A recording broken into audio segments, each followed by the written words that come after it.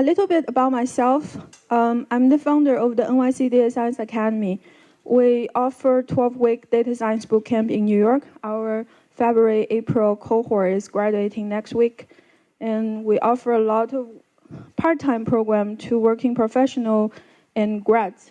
So we offer R, apply different level of R, beginner level, intermediate level, machine learning level, and different specific topic. We offer Python, Hadoop, Spark, D3.js, GitHub. If you come from New York, probably you have been my event. I had almost 150 events in the past 18 months. So, if you are interested, I have stickers and flyers here. You can grab them after the workshop. And let's get started. One more time, the slide is in bit.ly/PyData Vivian. Okay. So today's topic is NumPy, matplotlib, SciPy, pandas.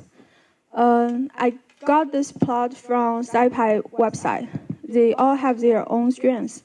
Like NumPy is for scientific computation in Python. The picture can tell you a little bit about what it does. It's a matrix, it's an array. You can do multi-dimension calculation easily. SciPy is for standard continuous discrete probability distribution. You can also do statistic test, descriptive test using SciPy. Matplotlib, the plot looks like a rose petal plot. If you are familiar with R, it's similar to ggplot2's plot. I know Python also have ggplot2 package, but it's still in developing, and a lot of functions still in the process of revision. So my slides is made by IPython notebook. If you haven't heard about this, IPython notebook come from Berkeley, and it's a reproducible research tool. You can put your source code, your result of your source code, and the explanation of the code at the same place. So my IPython notebook look like this. I can compile it and have everything in the same place. Because the result of the code always generates from the code, instead of copy-pasting the content, you always make sure, okay, it's generated here. That's why it's a major trend and approach of reproducible research. We also have SciPy and pandas. I think pandas creator is here to give a talk today. How many of you know him? Wes Mackenzie? Okay. So let's get started from NumPy. NumPy gives you array and matrix to operate on. The website, the two major data type, the array and the matrix.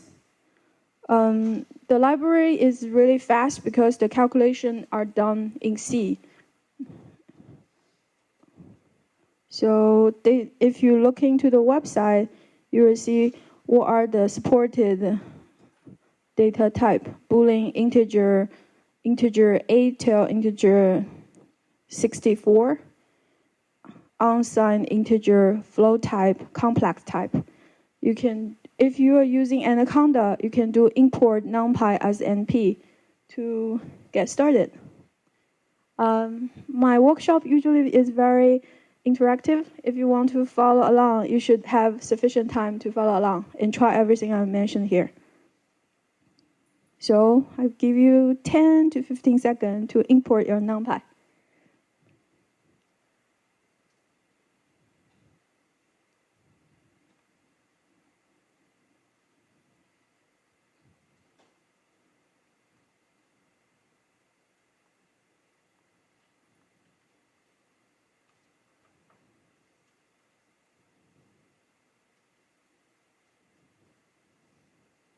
Okay, if you imported NumPy, can you raise your hand quickly?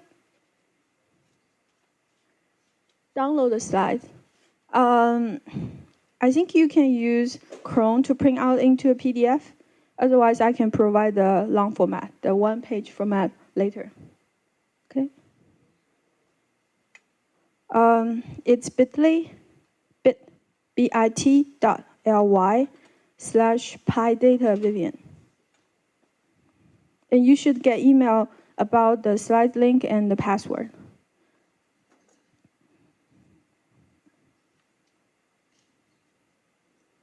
Okay, cool.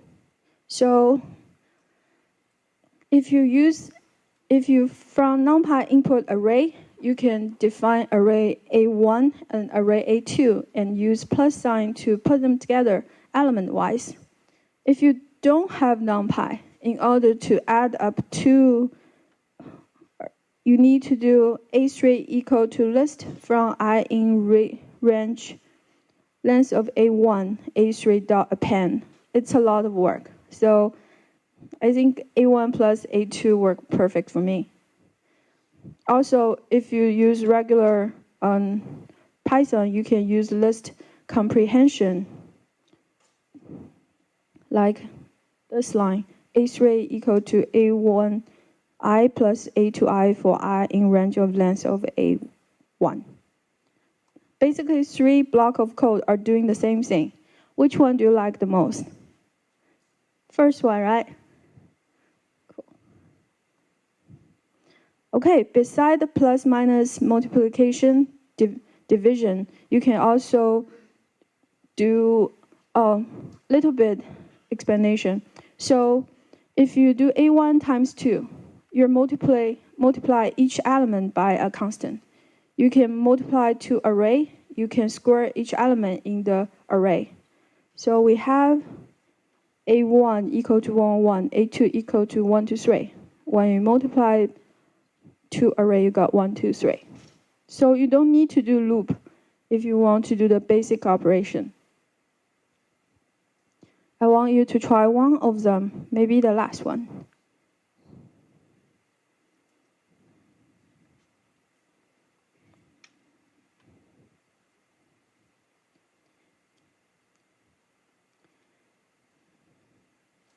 Anyone have difficulty to get the slides? Okay, good. Please try to follow along. So in the end of this workshop, you will have some code you can get started with those packages.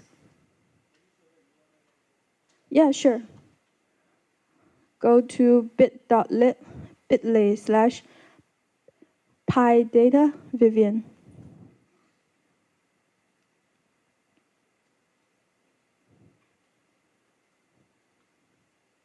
Yes. Say it again. Yes. Are you using Anaconda? Or how did you get your Python? Okay. If you're using terminal, there are instructions about how you can build and install your NumPy. If you search building and installing NumPy, you will see, okay, you can do Python set a build to get it. Are you using Mac? I know, so maybe you can use pip install, pip space install NumPy in the terminal. Exit your Python and try to do a pip install. Oh, sure.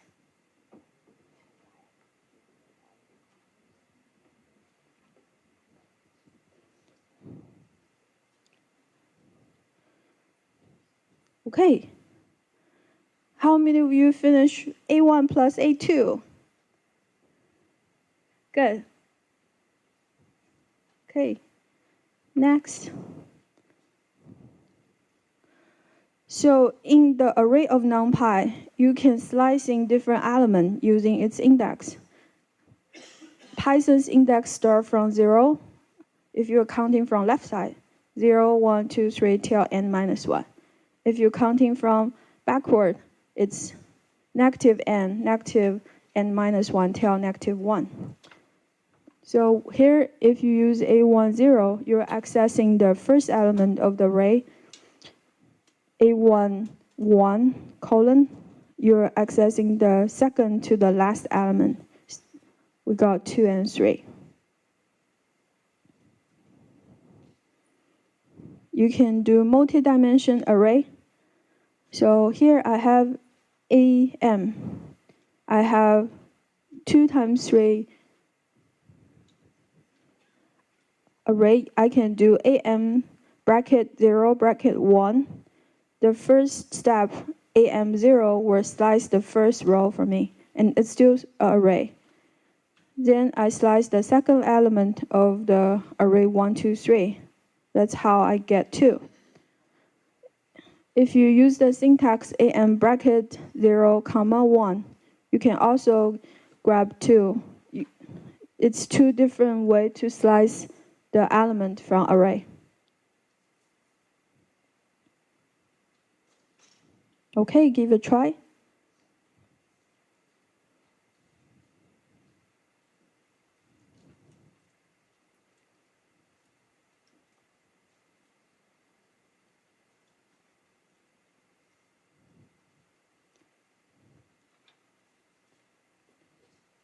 Lin is helping to pass along the flyer and the sticker. If you want to let her know. Oh.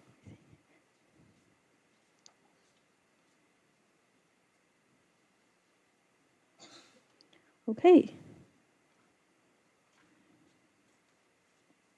The only way to learn something is to try it, do it yourself. And since you fly a long way here, better to give it a try, right?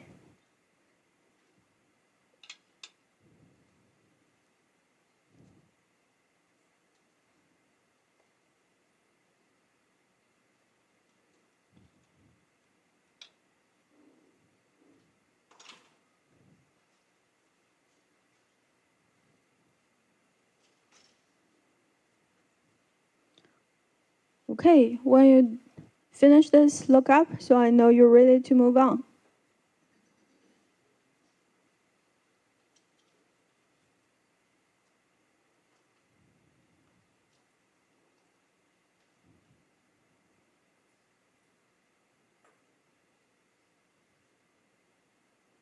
Okay. Next, very often you want to generate some array quickly. For example, you want array from 0 to 100 or 0 to 10. How do we do that? You can do np.arange10.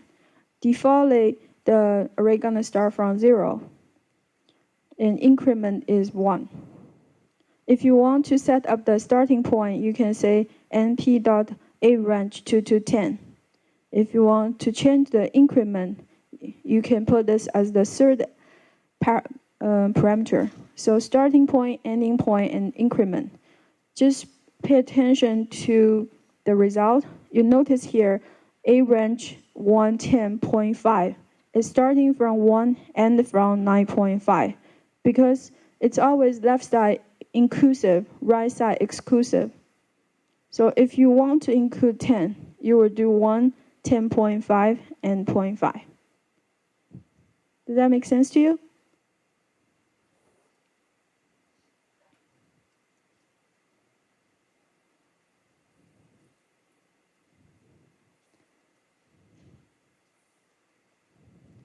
Usually my class is 20 to 30 people. In this size of class, I need more feedback. Does this make sense for you? Awesome. Thank you. Okay. When you do plotting, you try to cover the whole space using the formula or any modeling and try to plot them. It's very commonly you want to generate a linear space. So you can give small increment along the x-axis and calculate what's the corresponding y and plot them. So For here, np.linear space 10 to 20. The default increment is 50, so you get a lot of points in this interval. If you want to get 20 and you want to cut them by 0.5, it's better to specify how many number you want. So the second line of the code, linear space, I put starting from 10 and at 20, and I want 21 numbers. So you will see the cutoff, the increment is very different. So these are the questions when you first start to use NumPy will run into. So pay attention to those small details. Okay, give it a try. np.linear space, start from some number, end from some number. Okay.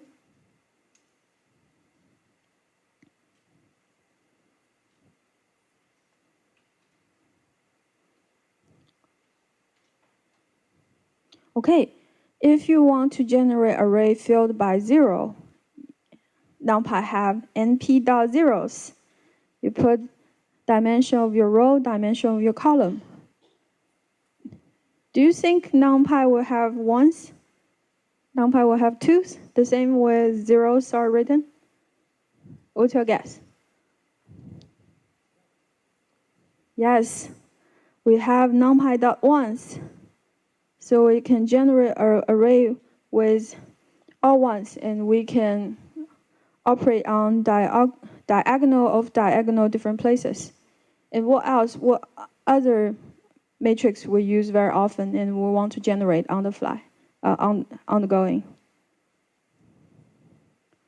It's identity matrix. It's np.I. Seriously, I, E-Y-E.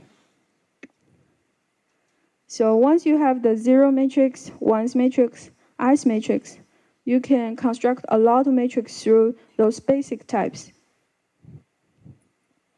And you also notice it's all float type.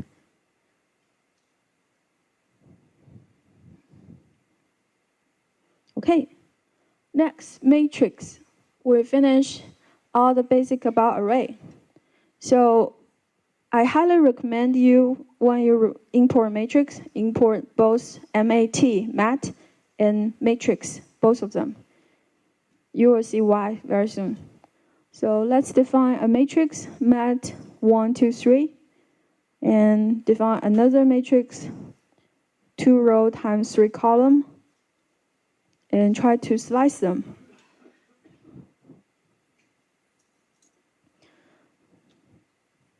You can use M2 bracket 1 to slice the second row.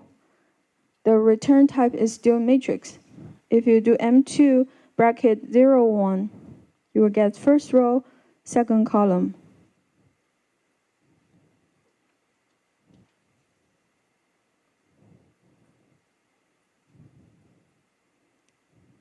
Okay, what did I miss here? In the array, I put 2 ways to access the element. What's the other way I'm missing here?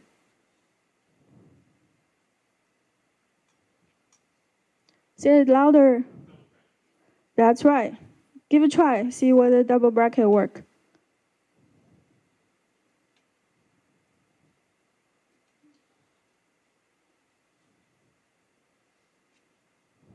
Did that work?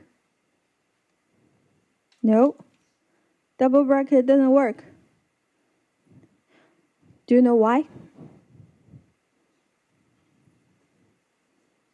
What error did you see? Yes, out of bounds. So when you're slicing the first row, it returns as a matrix. You can do the same double bracket for matrix. Okay, let's see what are the operations you can do. In array, we can do plus, minus, divide, multiply, element-wise. In matrix, it's a little bit tricky for multiplication. Plus, minus, division is the same way, element-wise. So if you try to multiply two matrix, you will get an error. Anyone know why? What's the dimension for M1? 2, 2, 3, right? What's the dimension for M2? 2, 2, 3. So for matrix multiplication, we expect M1 dimension is n times n, and M2 should be n times p, so we can get a result m times p. So the number of columns in M1 should equal to the number of rows in M2. Here, obviously, it's not the case. So let me give you more mathematical detail. The product of two matrices. If you have A equal to m times n, B equal to n times p, the result would be m times p.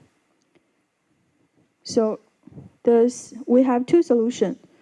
First, we can transpose the second matrix. So we get 2 times 3 times 3 times 2, and the final result would be 2 times 2. And this is the middle step, how you can get those values. So Cij equal to Aik times Bki and add together. So you're using first row of A times first column of B and add them together. Okay, what if I really want element multiplication? What should I do? Any guess? What? Iterate over there.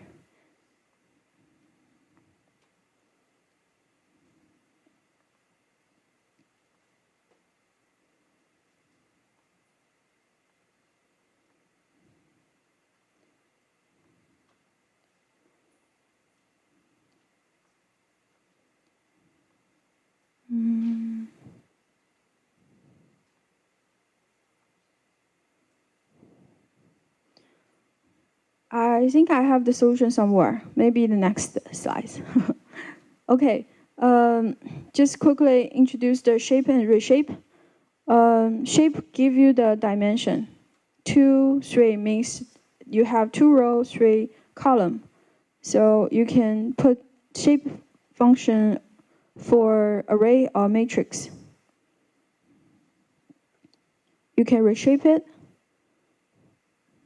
Your original array will be flattened and reconstructed based on the new dimension. So 1, 2, 3, 4, 5, 6 is reconstructed into 3 rows and 2 columns.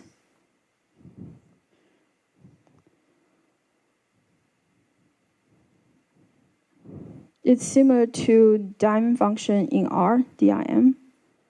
You can do m dot inverse to get the inverse matrix.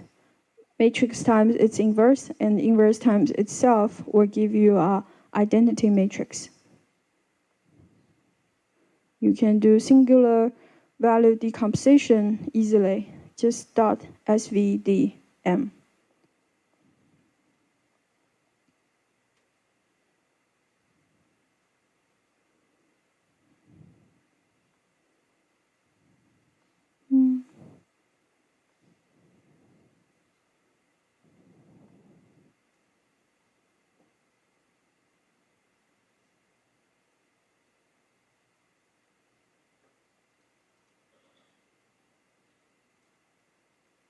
I will give you a moment to try all of them.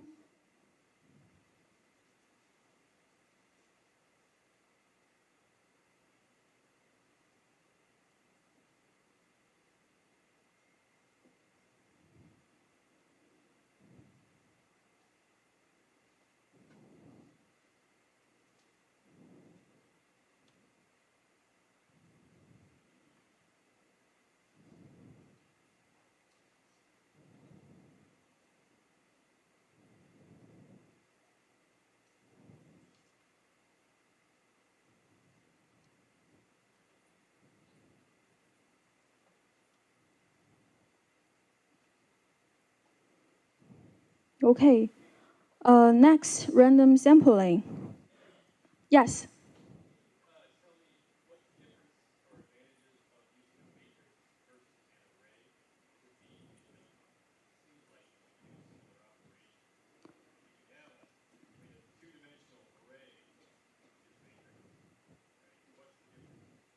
First, you notice that operation is different. Array, you can do element-wise multiplication. Matrix, you couldn't. Array, you couldn't do inverse. It's more like what kind of calculation you need. Based on the operation, you need to pick what type you will go with. Cool. Okay. Random sampling. If you want to generate random value between 0 to 1, you can use rand, R-A-N-D. You can generate standard normal distributed random sampling using rand n. N means normal distribution. If you have your own data set, you want to make random sampling from your own data, you can use choice. That's the main difference between them. I think NumPy have about 9 different ways to generate random number. I put 3 here, but you can search more. This is the most common used 3.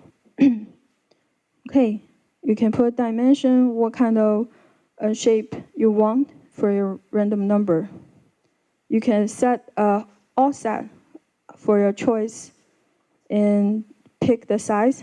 Just pay attention to replace equal to false or choose. If your set is 5, you try to sample 6 out of it, you couldn't do replacement equal to false because you were ran out of choices before you sample the last one. Okay, here is the list of the function available for you in NumPy. Take a quick look.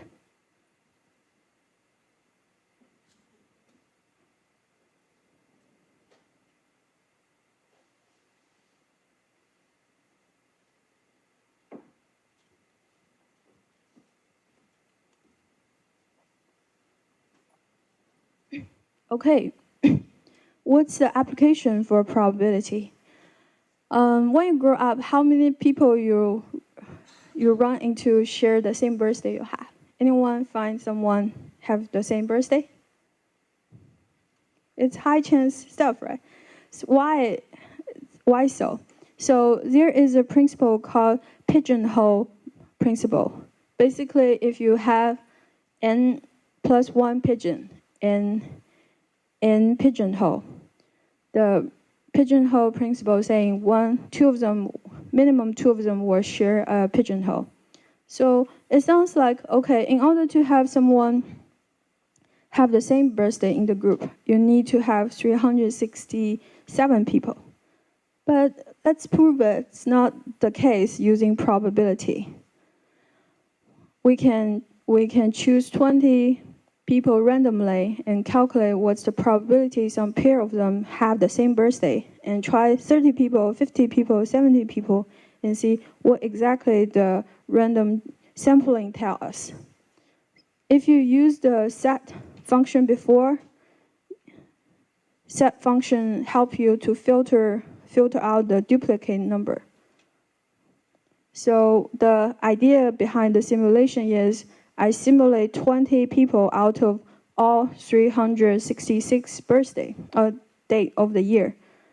Where I do NP random choice. Birthday choice is 0 to 365. Sample 20. Replacement equal to true, because I always want to put the option back to the pool. When you do set, is there any duplicate in the random choice? Which means, indeed, there are some pair of people have the same birthday. The length of the set will be less than 20. So that's how I know whether I find a duplicate birthday or not. The first time when I try it, it's false. So none of them have the same birthday. If I run the simulation many times, starting from 1,000 and run more, like 1 million, I will find out what's the true probability. So based on the simulation I constructed here, I can write the generate birthday function, return true or false. If it's false, means no one shared the same birthday. If it's true, means minimum 2 of them share the same birthday. And I can make another function called same birthday probability. Times equal to 1,000 means how many simulations I'm running. I can have a result and save all the true and false into it and do a mean.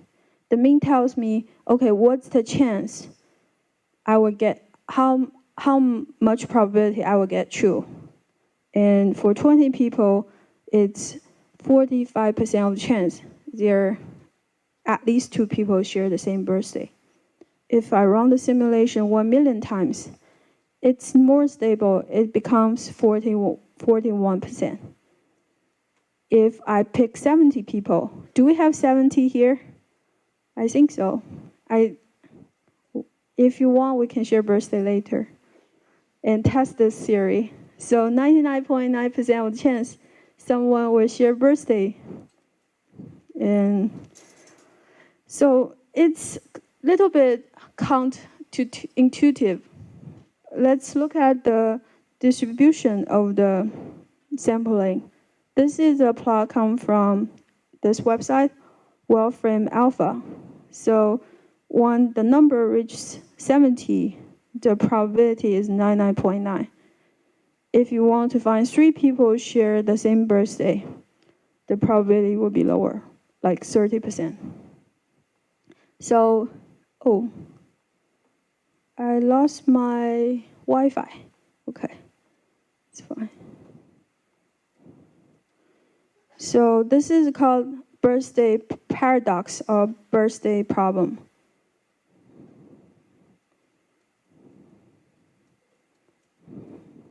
Does that make sense? Anyone have done this experiment in your middle school, high school? Like everyone write down a birthday? You did? Awesome. When we're teaching high school, we try to do this experiment. Everyone gets so excited. Okay, cool. So I hope you have a good starting point with NumPy, and I will continue to cover the visualization, matplotlib. Okay, you know which flight I take. So the HTML link is where you can find the tutorial. It's pyplottutorial.html. So let's first try to make a sine function plot. You just learned numpy.arrange. You are generating an array from 0 to 5, increment 0.1. Calculate the y equal to np.sine x. And you can do plot.plt.plot x, comma y. So PLT is a component in matplotlib.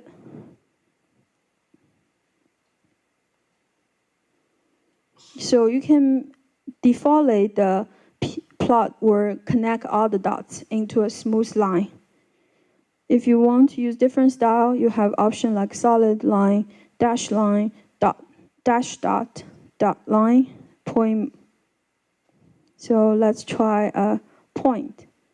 You can just say, okay, this is what I want. I don't want connected line, I want point.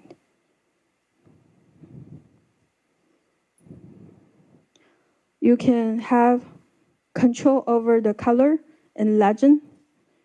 So if I'll make another NumPy cosine function and do 2 plots together, color equal to blue is the sine function, red is the cosine function. And plt.legend, location equal to 1 is where you want to put legend. It's clockwise. 1 is top right, 2 is it's empty. So 2 is top left, 3 is bottom left, 4 is bottom right.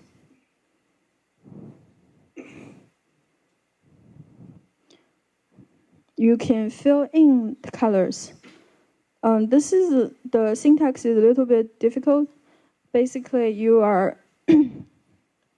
have an intersection point, which means when sine x equal to cosine x, what is the point? They across each other. So it's 0.78 and 3.92.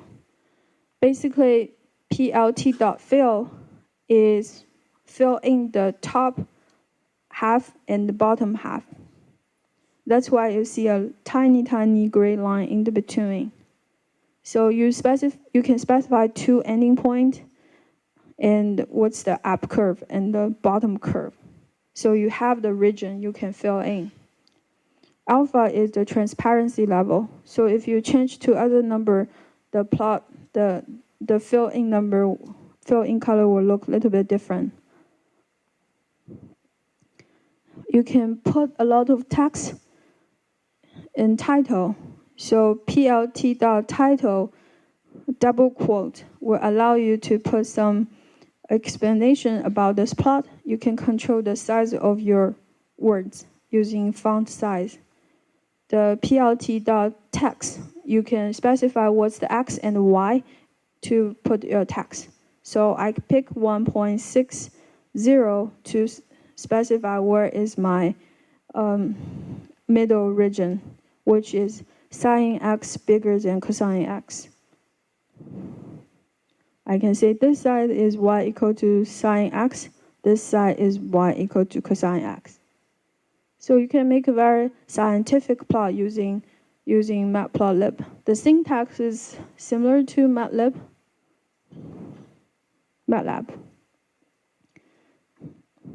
And you can make much more control. So for here, you can see my tickers is shift a little bit. You can control the tickers rotation. Sometimes it's helpful when you have really long ticks, like January 2015. If you don't shift them, they will overlap each other. You can control the range of your x, use xlim. You can lim is control the range. Label means what do you want to show next to your ticker.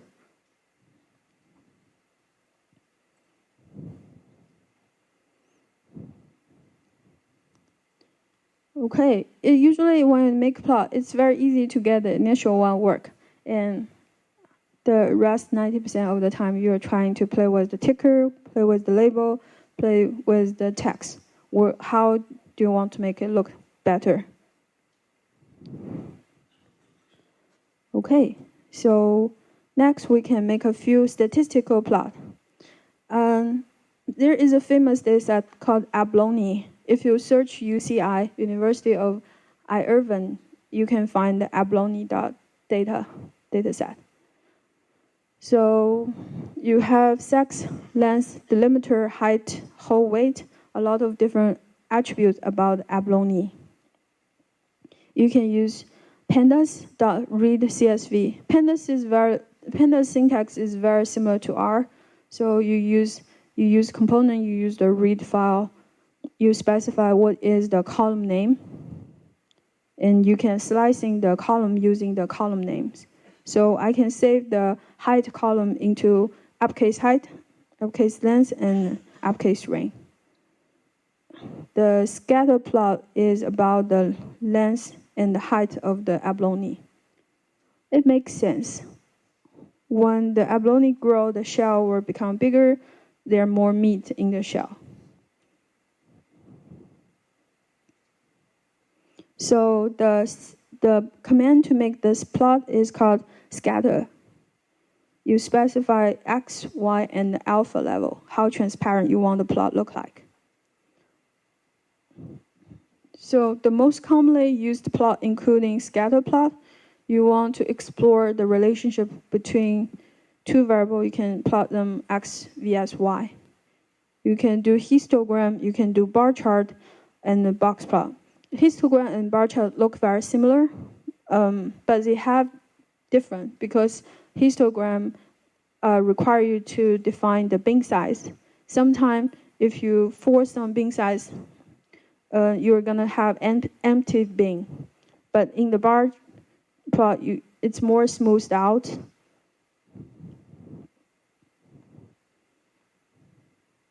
Okay, let's see how to make a histogram.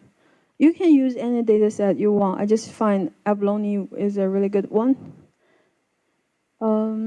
So I want you to guess what's the result when you do histogram. What are those two arrays print out after we run the histogram function? Any guess?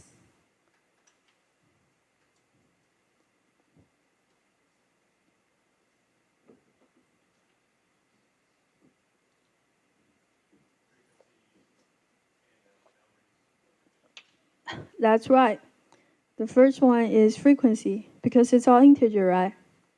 And next array is flow type. Thank you very much. It's correct. How about the second one? What's the difference between two plots?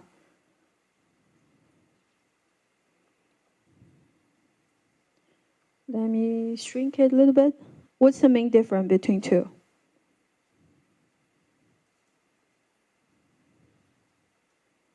They're the same data set, but we have totally different feeling about it.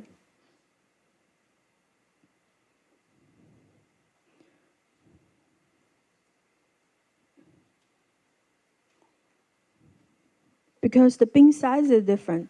The first one have 10 bin, second one have 25 bin. So in the first plot, we see there is a high bar have 1,600 counts. And in this one, we have something between 1,100 as the most frequent item. So you kind of need to play with it, what is the best bin size. Otherwise, you will have different understanding whether it's left skew or right skew.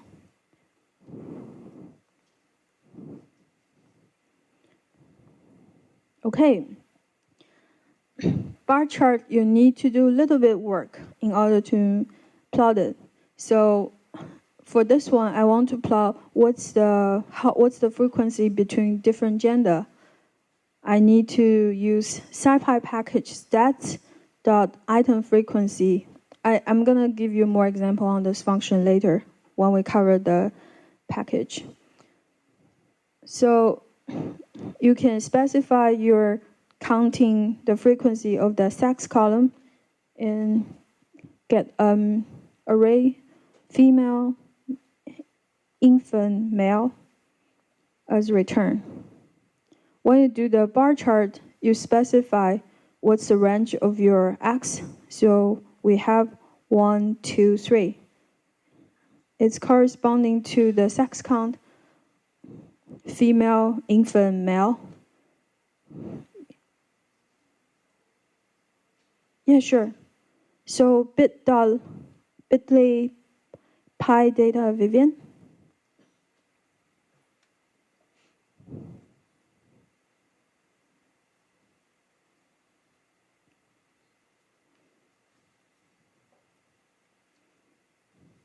bit.ly/PyData Vivian. Okay, so this time you see we have the most tricky part is how you can put the text perfectly. So here I have I plus I plus 0.1 as the x position of the text and sex count. So if this bar I got 1307, I'm gonna increase y for 10 units. That's the starting point I want to put my text. So you kind of need to play with your bar chart once it's done, starting from shifting your I a little bit and shifting your x a little bit and shift your y a little bit and find the perfect place to put that text on the top of the bar chart. It's not straightforward. And another tricky place is the tickers. I try to put the ticker in the middle of the bar. So I use 0.35 divided by 2 to shift a little bit. Otherwise, the F will be, the gender will be right next to the left side of the bar.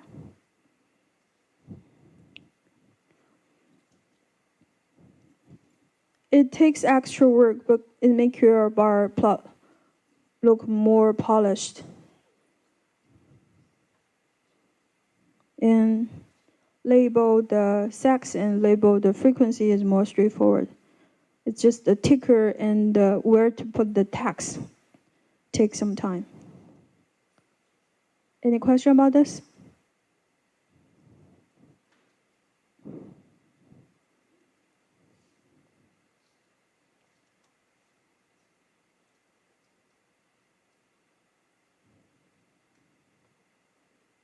Okay, next one, box plot.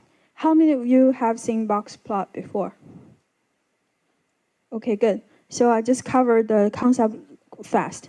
The box plot, the bottom of the box is the 25 percentile.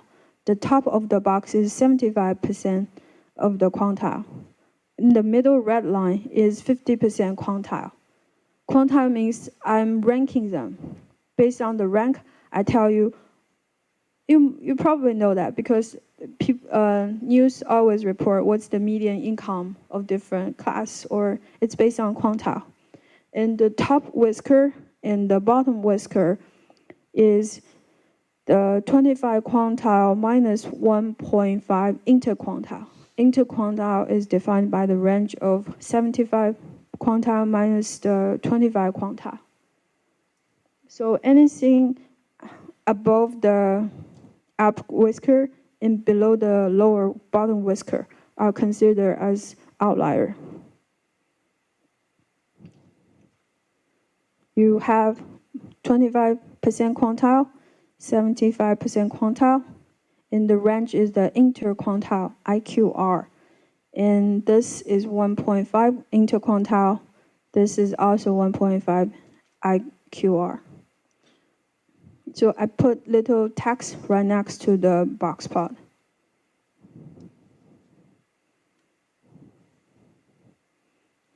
So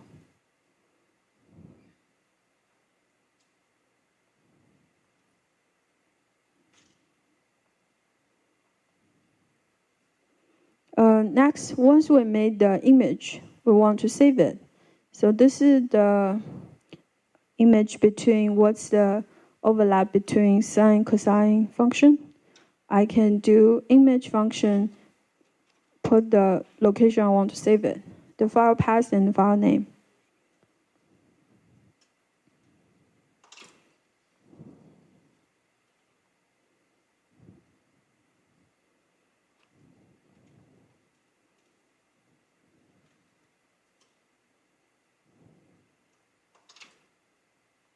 Okay.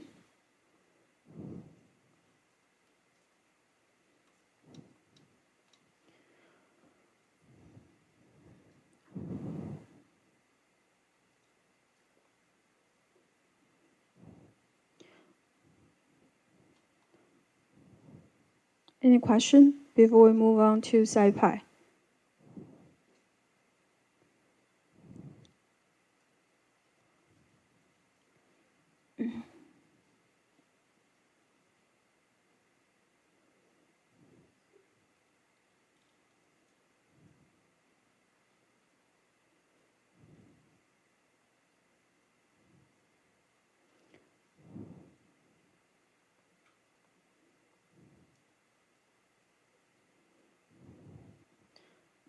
I'm teaching this content much faster than I'm teaching in smaller class.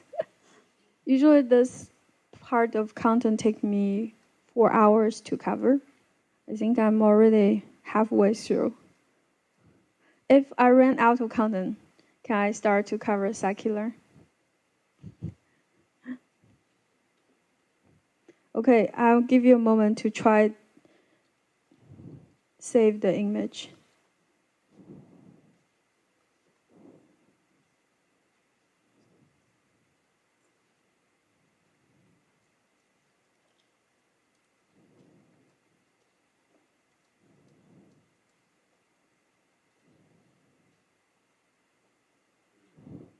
SciFig and the image both work.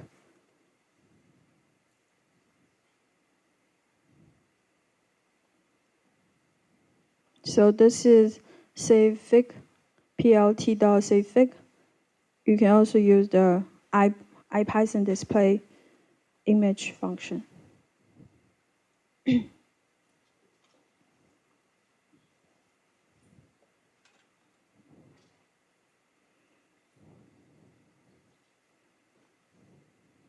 Okay, since we have plenty time, I want to expand this fill function a little bit more.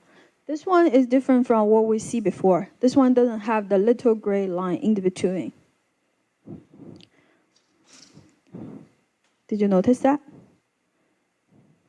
The NP concatenate intersection and intersection reverse means I can iterate through the x from 0.78 to 3.92. I'm also inverse it from 3.92 to 0.78. So the boundary becomes this point, this blue line, and starting this point in this red line. So it's a complete boundary. That's why we won't have the middle line. Previously we were doing two fill. We do the 2 point and the up bound, and we do the 2 point up bound.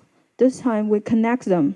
We have the up circle, up boundary, bottom boundary, and two side, and it's all connected.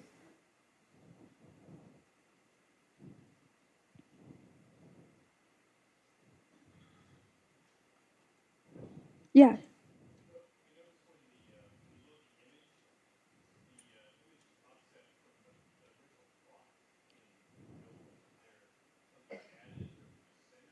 You mean this one?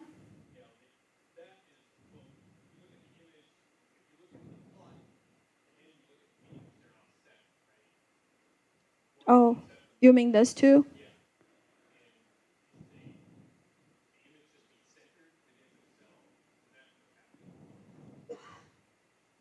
I think it's related to image function.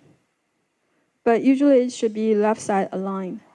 Like if you look at all the plot I have here, only the image state function have the centered image.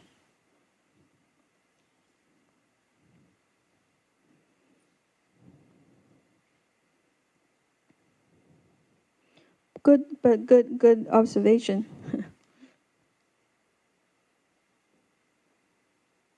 Okay, let's look at statistics. I think half of you raise your hands when I mention who studied statistics.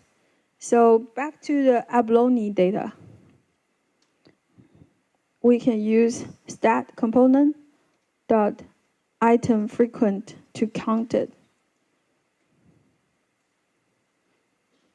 There are multiple ways to do it. You can also save the whole abalone data into a class and map up with each internal attributes with all the columns in abalone data. Or you can do a dictionary using the column name as key, use the value in each record as the value. Okay, so this time we get a bar chart.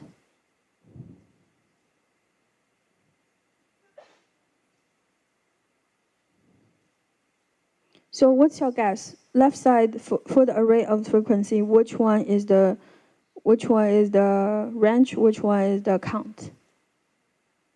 You have seen the plot, right? Left side is range or right side is the range? For ring size equal to 1, we have 1 record. For ring size equal to 5, we have 115 records.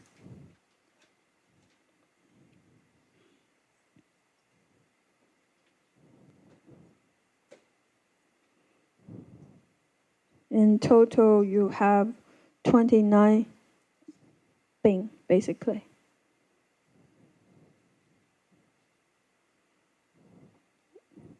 So once you have the array, you can slice them by ring frequency first column and ring frequency second column.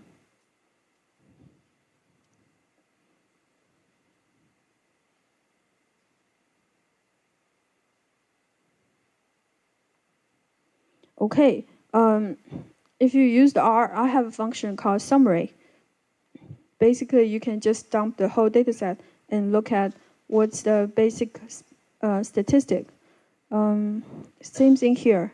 You can know how many records you have using an observation, minimum, maximum, mean, variance, skewness, kurtosis. Kurtosis describes the peakiness of the data.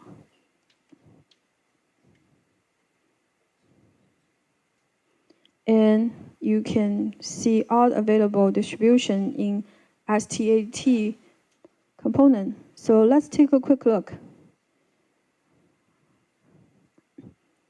Continuous random variable. We have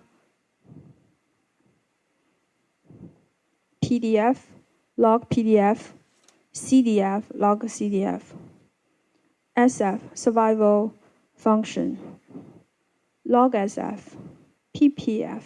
I'm not sure I ever use PPF. I usually use CDF, PDF, PMF.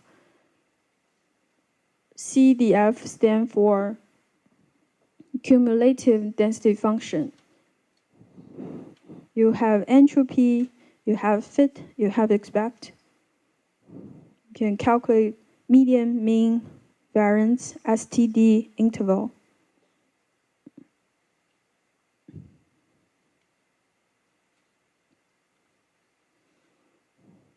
Okay.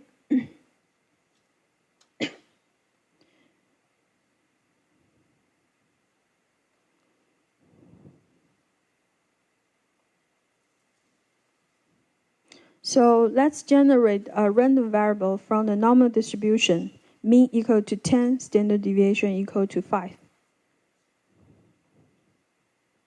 Stats.norm.rbs.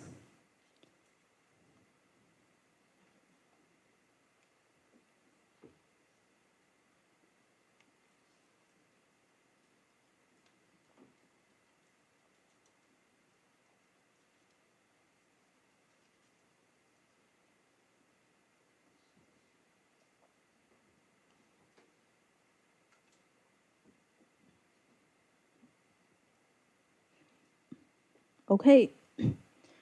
Have you heard about CDF before? CDF? Okay, cool. So CDF means the range of CDF is from 0 to 1. You are adding all the probability before your left side. So if I have a normal distribution from negative infinity to positive infinity, at 0.0, I should get CDF equal to 50. So everything less equal to 0 give me the accumulative probability of 50%. So you kind of see a curve this way. So if you plot the normal distribution, you look at CDF of 0, it should be in the middle. The PDF means what's the density probability. So you got 0.39, so roughly it's 0.40 here, 0.40 here. So the PDF is plotted as probability density plot. The middle part, the whole plot is a bell shape. The -3 standard deviation to +3 standard deviation will give you 99.73% of the chance a number will fall into this range. Anything past -3 standard deviation or past +3 standard deviation is low chance event. It's also related to a concept called p-value. Basically, p-value is in the tail. Events happen in this area and event happening in this area only have less than 5% of the chance.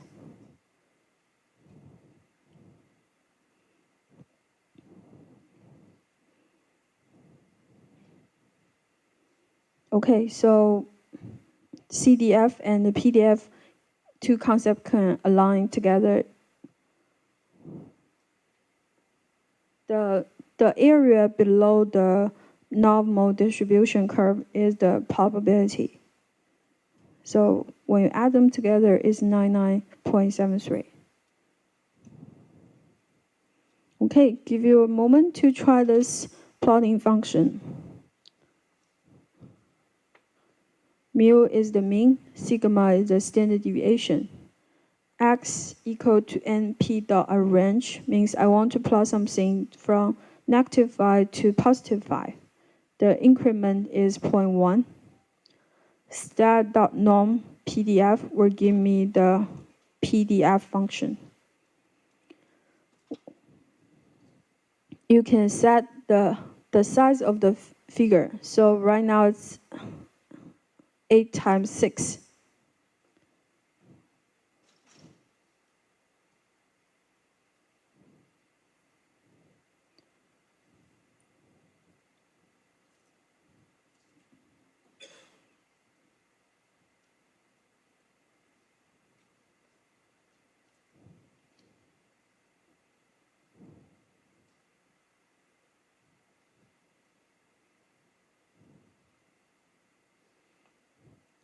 Yes.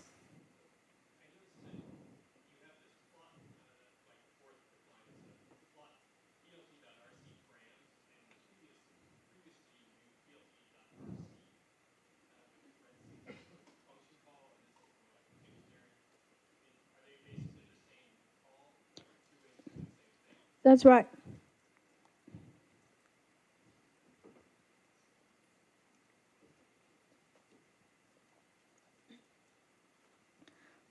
There are always many ways to do the same thing.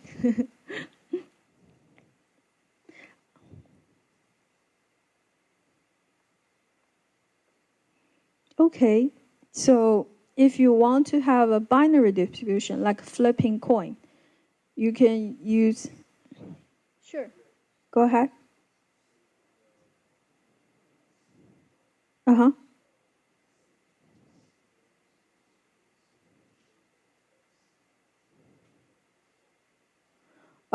You can roughly tell. Like here, I pick -1.9 because here I want something in this area.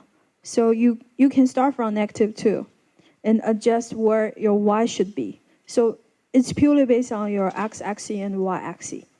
You kind of know, okay, I want something here. So I should start to try -2 and maybe 0.23. And you can control the size of your font.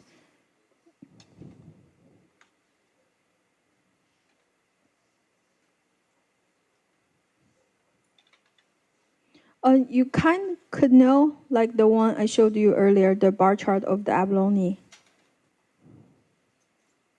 So this one, I didn't hard code where to put the text. I'm saying based on what's my gender, I shift 0.1. And based on what's the value of my bar, I shift 10 from the top of the bar. So you don't really need to hard code it. It's just whether it worth the effort to soft code it.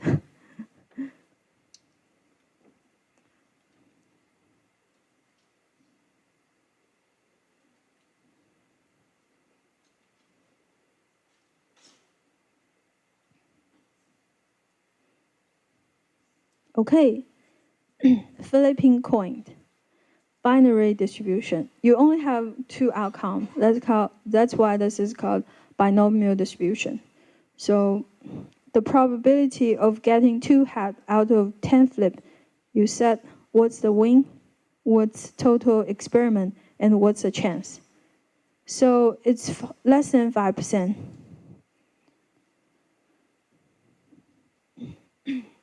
You can flip the coin and calculate what's the probability to get n heads out of 10. So if you get 5, It's most common seen events because it's a fair coin. You expect to see half of the time you will see head and the other half you will see the tail. So how do we make this bar chart? Sequence is from 0 to 10. So 0 to 10. The stat probability calculated from the stat.binomial.pmf. And you can add the title, what's the distribution, what's your mu, what's your sigma. Add the label, add the range of your x.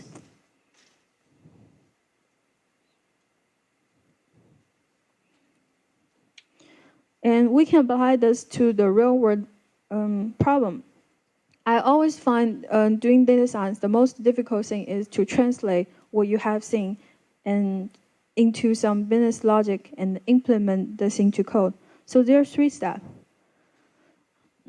For a small example, like if you're running some business, for example, a newsstand, you want to know how many newspapers you should stock every day. You have your historical data of how many newspapers you sell every day, and you roughly know the distribution.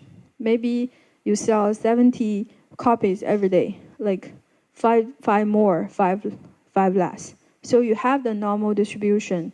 And based on this model, you can simulate what's the optimized number using probability distribution simulation. So there are multiple steps. What you observe from your transaction data and how to extract this into a business problem, then code it and try to construct some simulation to help you draw insight and knowledge. It's tedious work to learn those functions, but it's really helpful to construct your assumption and do simulation. We want to know from the historical data, we want to know, okay, if I rebalance something, what will happen? Last week, a few students from my class did a simulation on the Port Authority data. So Port Authority is a subway system in New Jersey.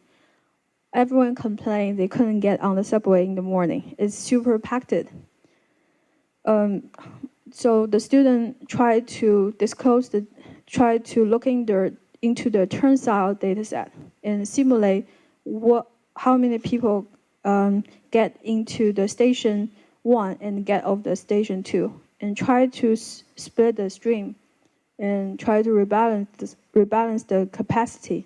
All those questions can be solved by probability distribution and the simulation.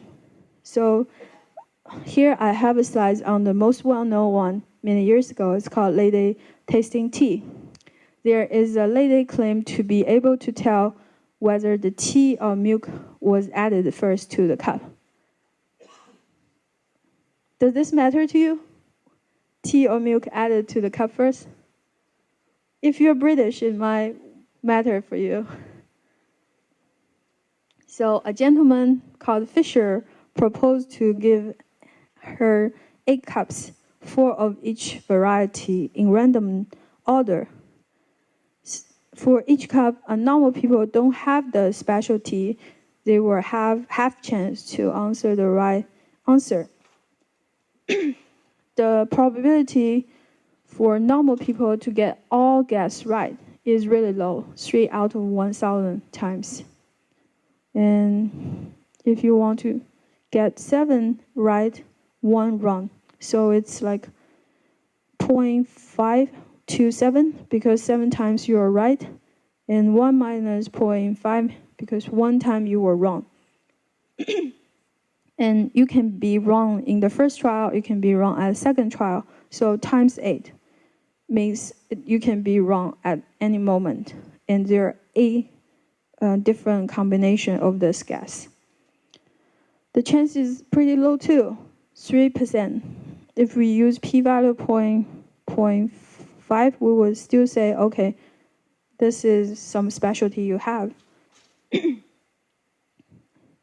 So if we simulate all the possibility, we can make a bar chart like this. Similar to the fair coin example, the chance to have half right, half wrong is most highest event. To get it's all wrong is difficult. To get this all right is difficult. The same thing, like you don't know the answer, you just put C in your answer sheet. Half chance you get that right, half chance you get this wrong. So you can use iterative, you can use a for loop to calculate what's the probability to getting different right answer. The highest chance for getting 4 right answer is above 25%, 27%. Okay, in the end, this lady did get everything right. And you can look it up in Wikipedia. So he is the very well-known special lady who can tell the difference.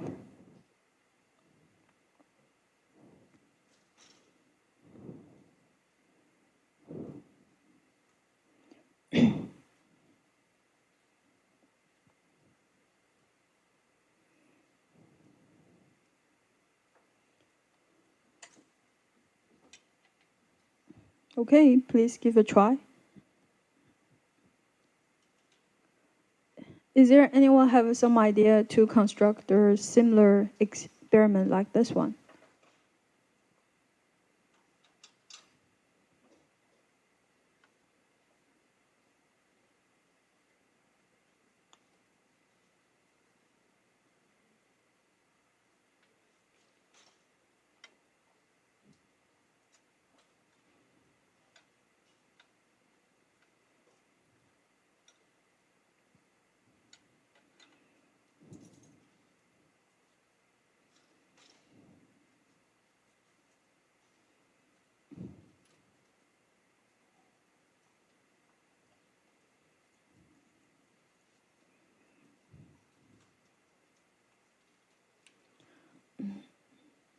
So a little bit more about the formula.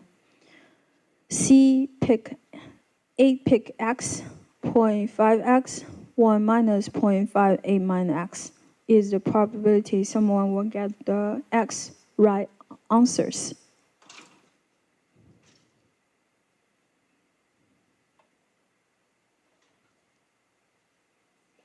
It's also connect to a concept called boosting random forest. If you have watched Dr. House before, Dr. House is genius. Why he needs so many interns to work with him? Because when you have a majority vote from those dummy interns, sometimes it's get better answers than Dr. House. It's the same idea. When you have a lot of weak learners, like none of them can have higher than 0.6% of the correction rate. When you do a majority vote from a bunch of weak learners, you can still get better performance than one really strong learners. So if Dr. House have 95% rate of accuracy and all the interns is 60%, using 5 of them might beat Dr. House from time to time.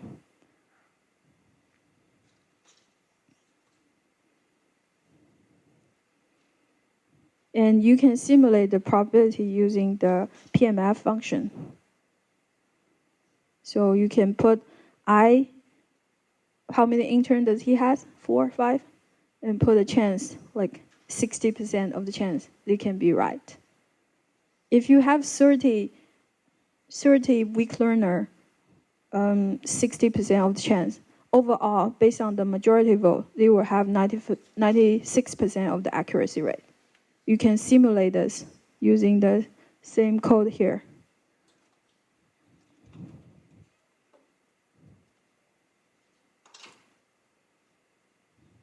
That's why these days, everyone tries to build tons of model, 200, 500 model, and boost it.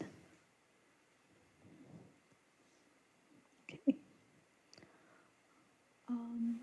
Should we have a break now? I'm not sure. Okay, cool. Let's have a break and have some tea. And cool. Thank you. 3. Who said 3 first? Ooh. Okay, let's get ready. So who said this first will win the point. Are you sure? If you get this wrong, you will lose 2 points. You're sure? Can you explain a little bit why you picked the third one? Why? Please.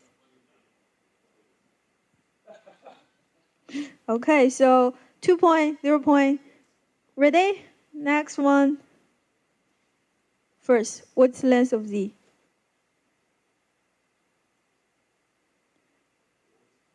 You need to say it louder. First one.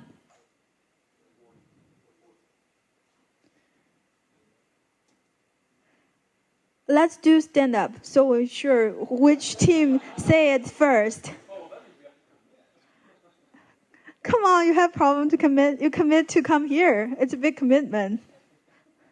Okay, who want to claim the answer?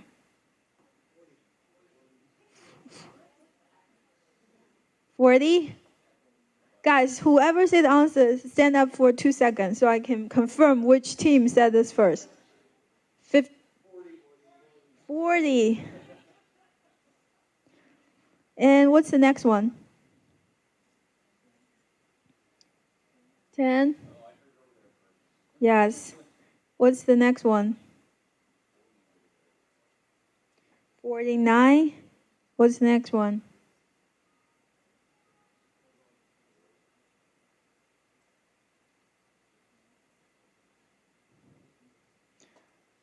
Who's sure about the answer? Stand up.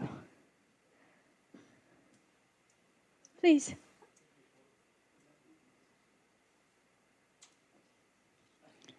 Everyone sure? Can I submit?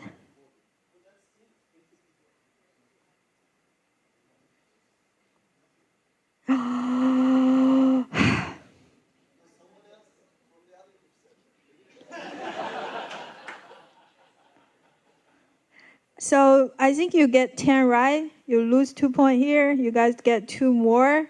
So you're 4. You're -1. I'm sorry about that. So who can explain why the last one is, what's the type of the value?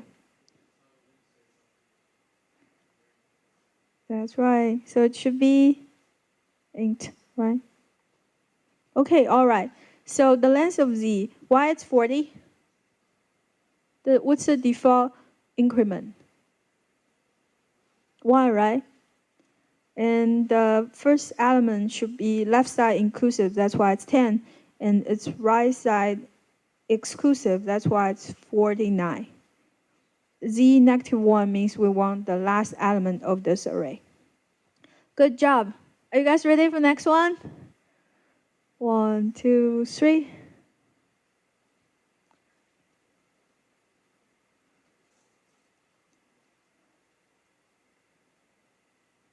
What's the first answer? 41. 10. 15.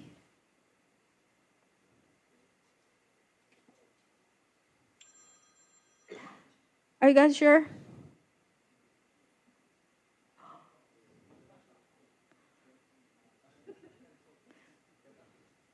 So what's the value for, oh, hold on. Because it's flow, it's 10.0. I don't blame you. So because when you say 10, I can't tell you're saying 10 flow type or 50. It's my bad. Yes, it's a pi. So who got 41? I think it's this side. You got 10, you got 50, you got flow type. So you got 1 point, you got 2 point. You're at 0.6.1. Okay, next. This one was 2.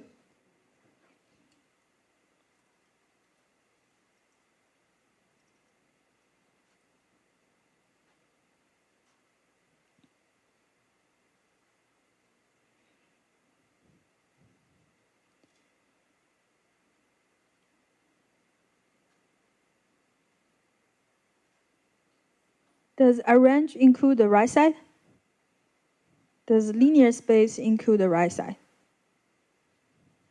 That's the major difference. 3 is wrong. Are you sure? Oh, 2 point. Yay. 3 vs 6. Why the third answer is not right?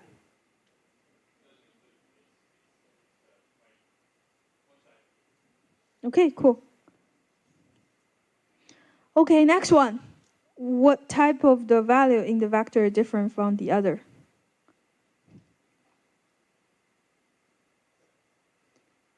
I think I heard second from here. You're right again. 4 vs 6. Getting close. Okay, next part, visualization, matplotlib.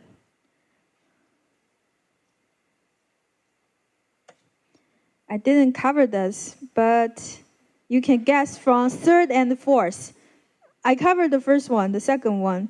I didn't cover the fourth one and third one, fourth one. Which one will you pick? 3? Did you use this package before? You're right. Because it's commonly seen, like you can do subplot. You can say, okay, area 1, the bottom left, bottom right. You can range different plot. So subplot is used. Okay, so 5 vs 6.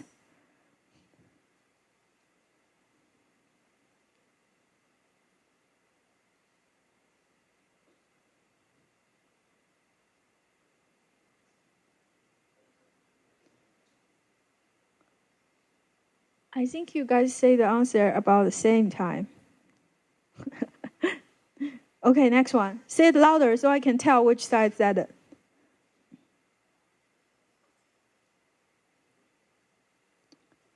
Louder, which one?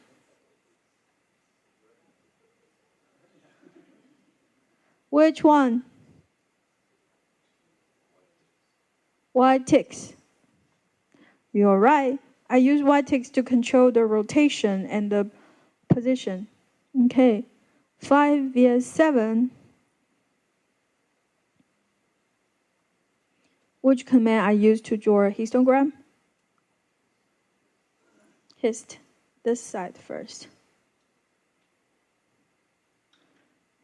Line.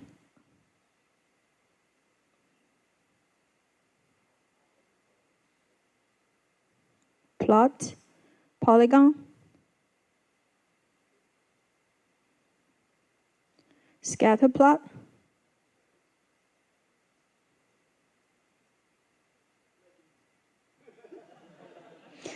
Oh, play smart, right?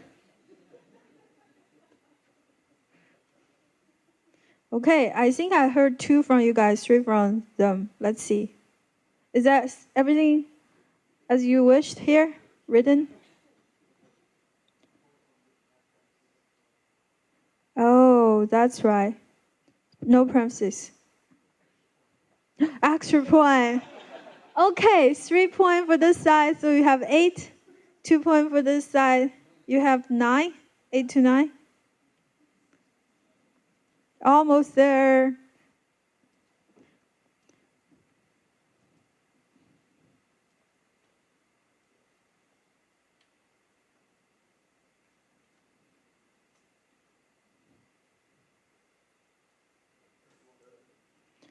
I heard from here. Third one, how did you tell? So you're looking at the number here, right? It's 1,000. Also, that's right. You're right. So 9 to 9. Wow. Next one.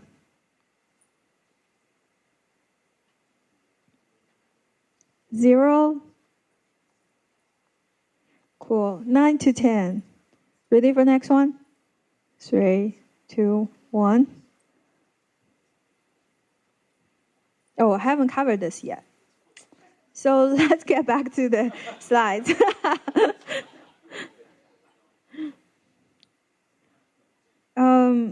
I think because the exercises come from my normal class, in this workshop we cover less than the class. So let me explain a little bit about this result. You can guess it. Basically, first two letters is how you want to separate them. Okay. So PLT dot subplot means you're generating 4 subplot. And using 1 means I'm taking the first spot, the top left side. So if I have 2, 2, 2, I'm taking the top right side. If I have 2, 2, 3, I'm taking the bottom left side. I'm taking 2, 2, 2, 2, 4, means I'm taking the last corner. Okay, next SciPy. Which function is for a probability massive function? PMF. Okay. Next one. Which one I use for CDF? Oh.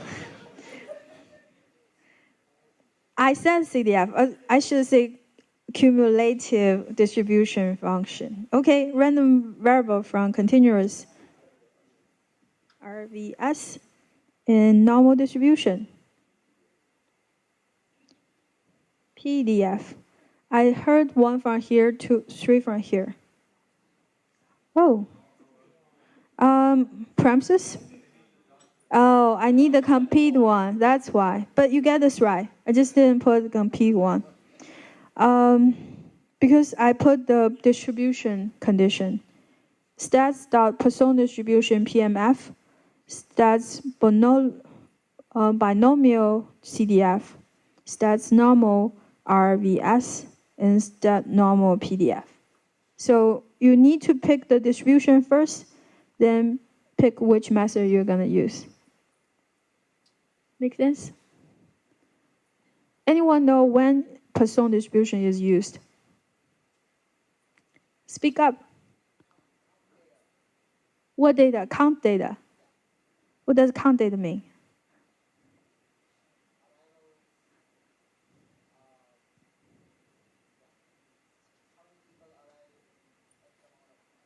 Oh, how many people arrive in certain amount of time?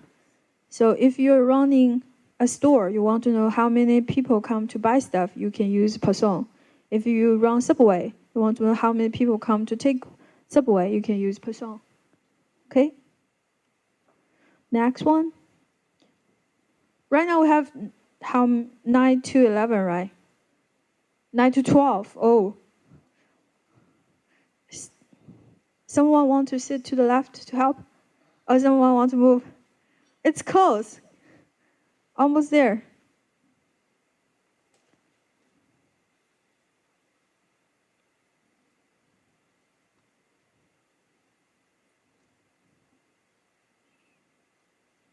So the main problem if this is a CDF, PDF, or PMF.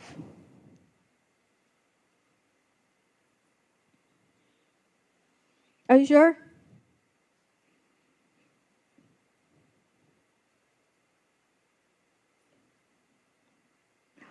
Let's see. You're right. So, next one.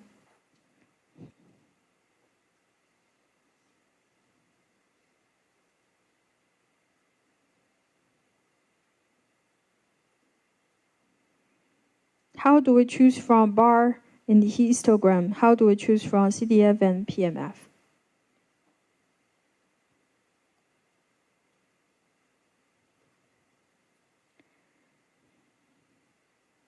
Winner got 2 points. If you get this wrong, just -1.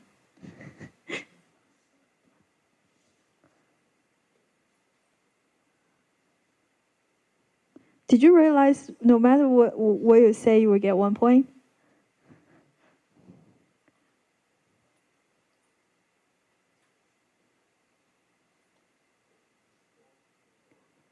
Why? I need a reason.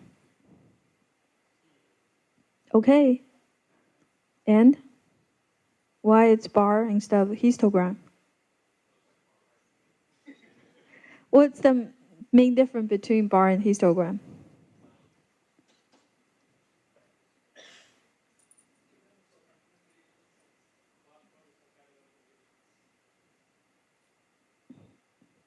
Let's give a try.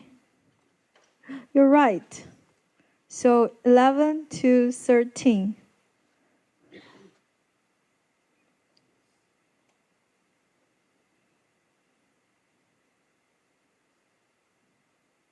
This is left side skewed, so it's a Poisson distribution.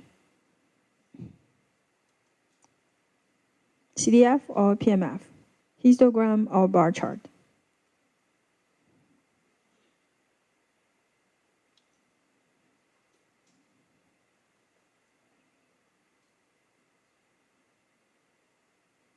Two points.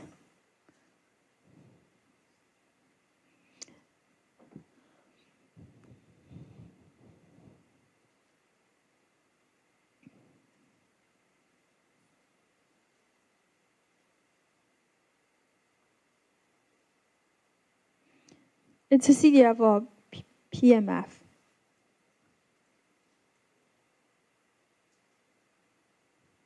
What's your guess? CDF is accumulative, which means when you add it all the way, it should become 1. So it's like go up.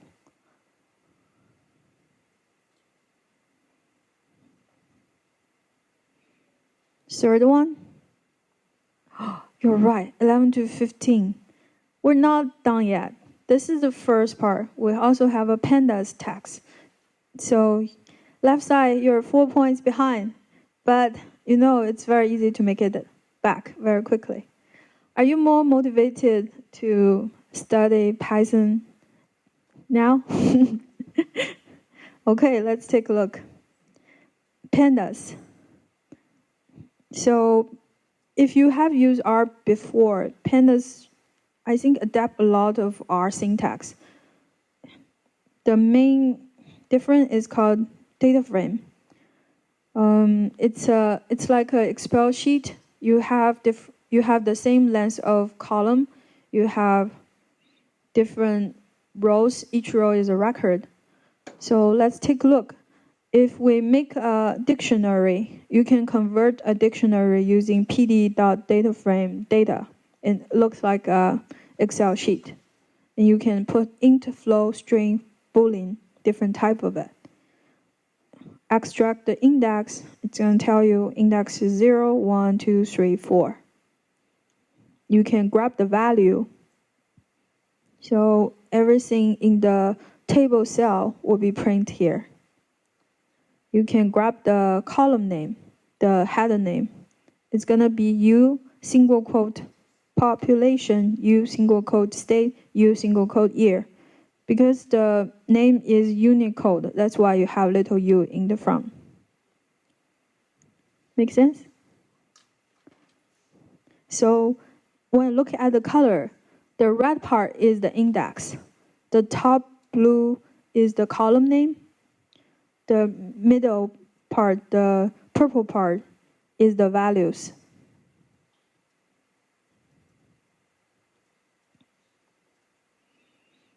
And you have function read CSV, read table, read fixed wise column, read the clipboard.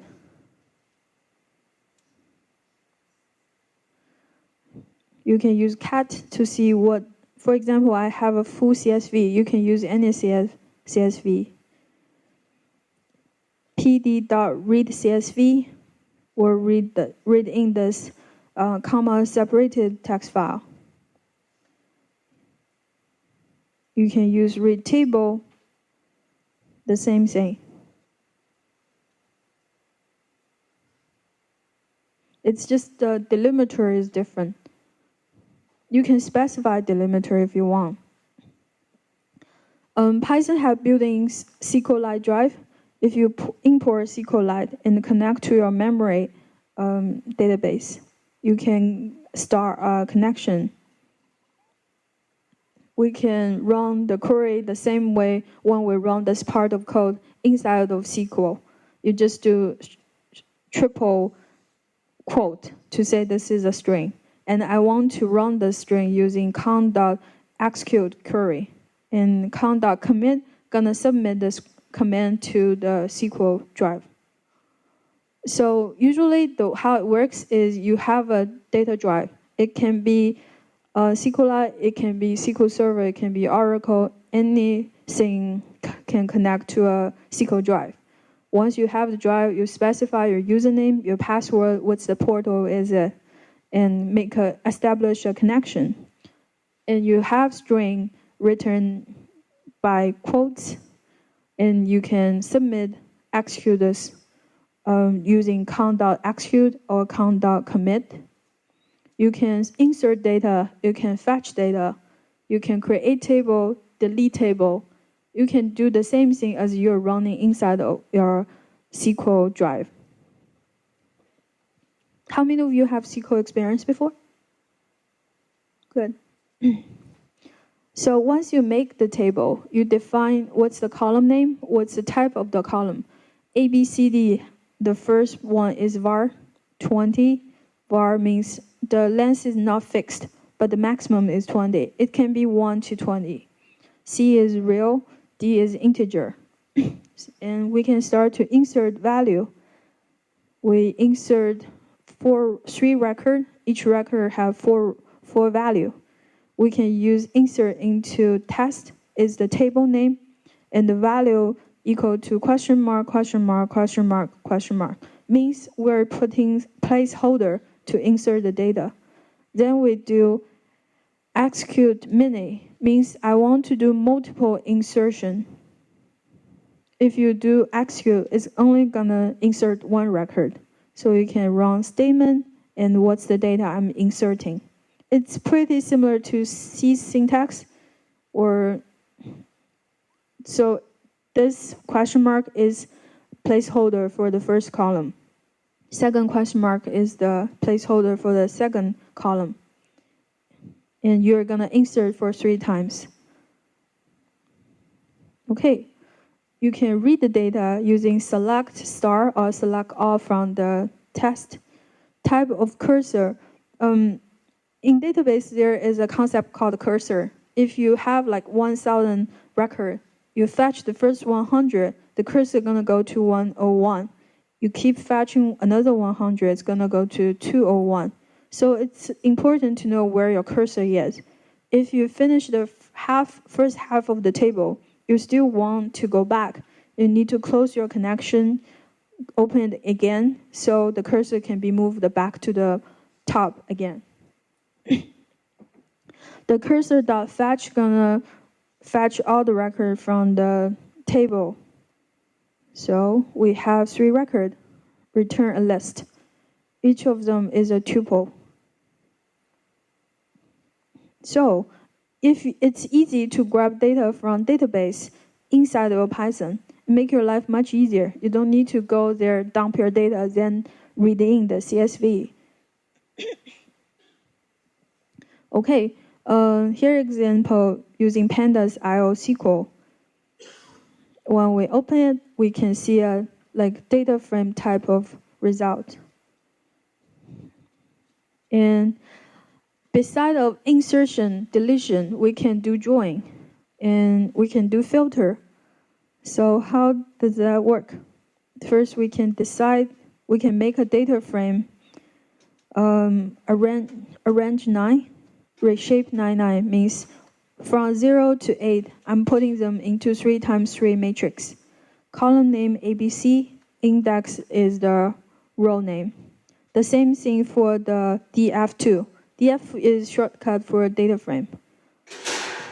So you have 3 column, B, C, D, and 4 index, 0, 1, 2, 3. And when you print out, it looks like 2 tables. If I want to delete certain column or row, I can use drop function. df.drop, D, gonna delete this column. df drop 0, gonna drop this row. So AXIS tells the drop function, are you dropping row? Are you dropping column? So in the end, we have a new df2. We delete D column and 0 row. So it becomes a 3 times 2 matrix. Applying function. How many of you know lambda function? Good. So lambda is an anonymous function. You don't want to give a function name to it. So basically, lambda x means what is the input, and the colon x means what's the output. So I have another lambda function here. For the input I get, I want to print out the minimum x. And so applying this function to my data frame can help me to pick, okay, in the column, what is the minimum for each column? So A column minimum is 0, B column minimum is 1. The same thing for the C column. I can also apply this minimum function by row. So this time I got what minimum in my first row is 0. For my second row is 3. So you can do the apply function by different index.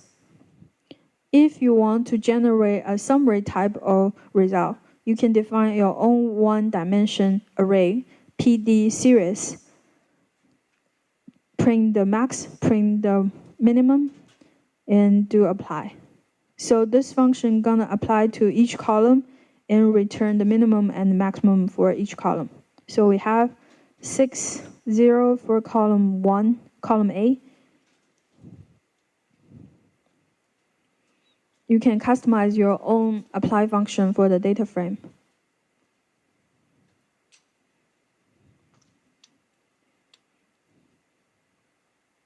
Okay. So the syntax is data frame.apply lambda function. Define the input, output, and which index you want this function applied to.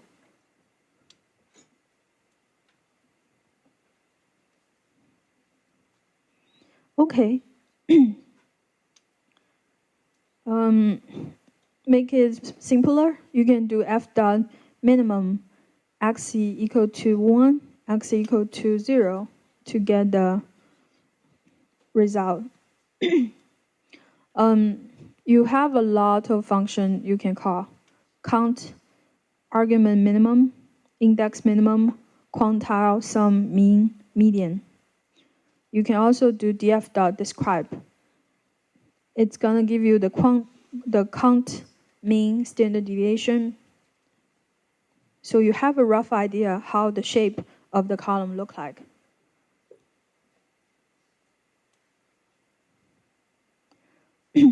Next, filter. Have you heard about a data set called tips in the past? How many heard about tips? So it's a data set from R. Basically, you collect on each day, Monday through Sunday, from lunch to dinner, how much tips people give and how big is the group. You try to generate some insight whether female give more tips or male give more tips. So the initial approach, you will find out, okay, it looks like female give less, but when you divide by the group of size, female is giving more, and female eat less. That's why the check is much less amount than male's check. So it's also some called tips paradox. You need to look at different level how to calculate the average tips. That's why this data set is commonly used, because if you just do a sum of tips or average of tips, you will think female give less. And if you do average without the date information, there are certain days people will give more tips. So you kind of can bring the data to multiple level to examine, okay, who is really giving more, how much they eat, and what's the percentage. Tips divided by the total check. So if you search tips .txt will find this data. The Seaborn component also have this data.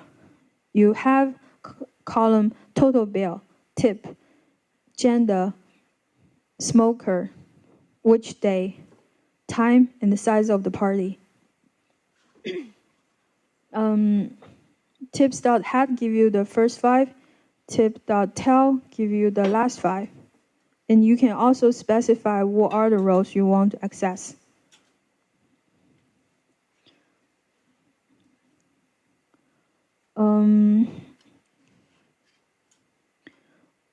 Another example on how you can index them, I can use numbers and colors. So for the table TB1, I can have color blue, black, blue, blue, black, and with the value 1, 2, 3, 4. I can filter out what are the columns only have a color equal to blue using data TB1 bracket color equal to blue. It only works when it's a data frame. The reason it works is tb.color equal to blue will give you a logical index. The first one will be true, second will be false, third will be true, true, false. And only the logic value equal to true will be printed out. That's why you have this record, and this record. So it's logic indexing. Does that make sense to you? If I want to pick the value equal to less than 3, I can do the same thing. I can do tb1.value less equal to 3. I will get 2, 2, true, false, false. And only the first 3 rows will be printed out.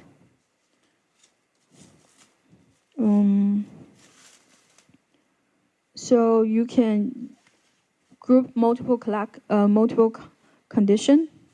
You can use and, not, or.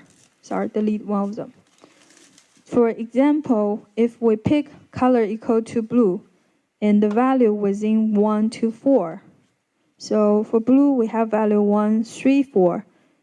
Because we're using both condition, both of them have to be true, so the final logic index will be true.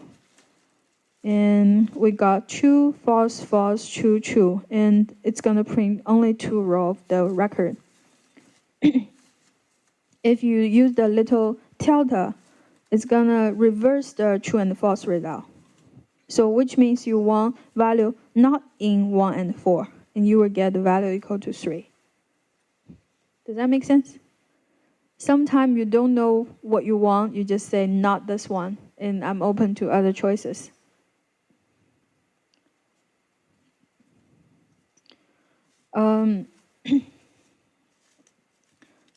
Next, you can select by I location. So how it works, you can define your data frame with the value, with the index, column index, and row index. The data frame .log1 bracket 1, 2, gonna slicing them first by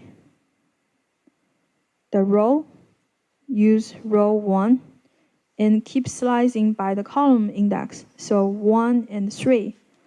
In the end, you have the cell 1, 1 and 1, 2. And it's a one-dimension array. So it's multi-level slicing. Slice row, slice column.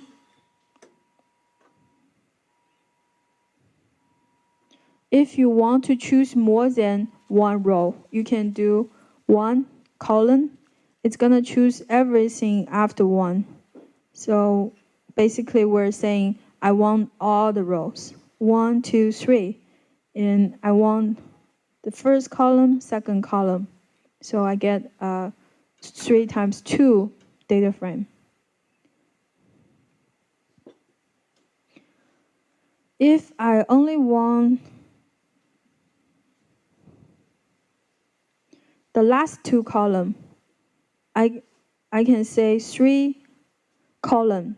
So only the third column, second column, third column will be printed out. So it's very flexible.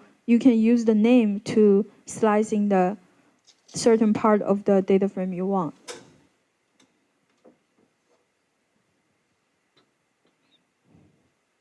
And another function is called iloc.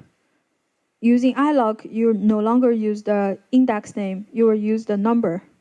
So iloc 0 means I want first row.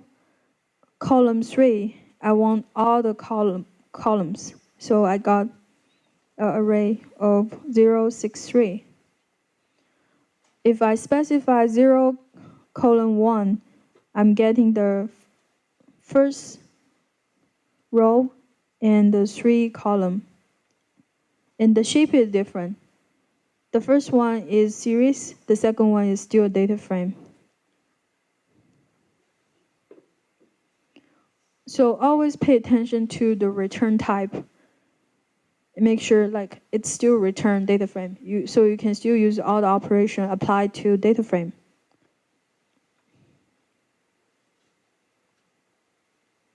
Okay. Next, we can sort data. How exactly we sort it? We can do x equal to 0 to sort by index. We can do sort by column. We can sort by color. We can also double sort. This is very difficult to do in R. I think this part, Panda, unless you use data table in R, it's really hard to do index sorting by the first column, then sorting by second column. So sort index by color and the value ascending equal to false. Gonna sort this one, then sort this one. You use by parameter to specify the order, how to sort it. So you can sort by index, you can sort by name, you can specify multiple columns to sort on and control the order of the sorting.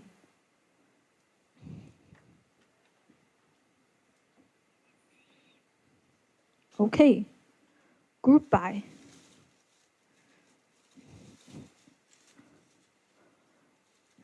When do you use group by usually? Have you done any group by before, like in SQL?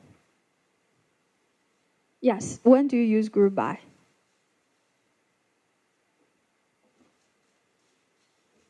Aggregation. You want to know the total household income, you will do group by for people living in the same address, right? And I also did a group by of your score when we do the exercises. I group by everyone answer here and everyone answer here into 2 groups. Don't get discouraged. I noticed right side have much more people than left side. So if we decide your score by how many people sit in the team, you have a higher score per person. Okay, so let's see how group by works in data frame. So we first make a dummy data frame, have key, have data. So you notice the order I define the data frame is different from when I print this out. So data 1 print out as first column, data 2 print out as second column, because data frame gonna sort on your column name defaultly. So you have data 1, data 2, key 1, key 2. If I do df.group by key 1, I'm sorting on AABBA, so it will become AAABB. Once you group them, you can do aggregation function. You can do mean. What's the mean for each value in the key 1 column? And key 2. So A, for the group A, I should have 2 values in the data 1 and data 2. Because key 2 is non-numeric value, I cannot do mean, so it's going to take it out. You can group by multiple condition, df.key1, df.key2. And this time, the key 2 step in as a secondary group by condition, and they break out into 8 cell instead of 4 cell. So if you are generating report, you want to know like each region, what's the sales of different product, you can use group by multi-group by using this. You can do group by region and product type, and what's the mean cell.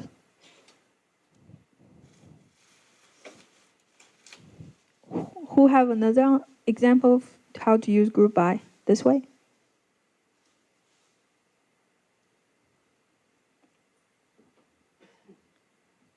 We can also group by people here.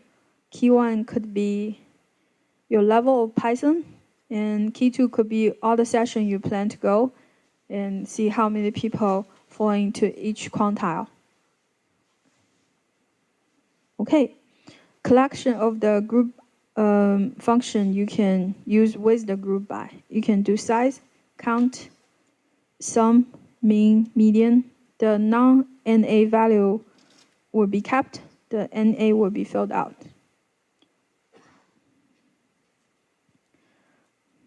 We can do group by dot sex size. This is the same thing as we've seen as like item frequency.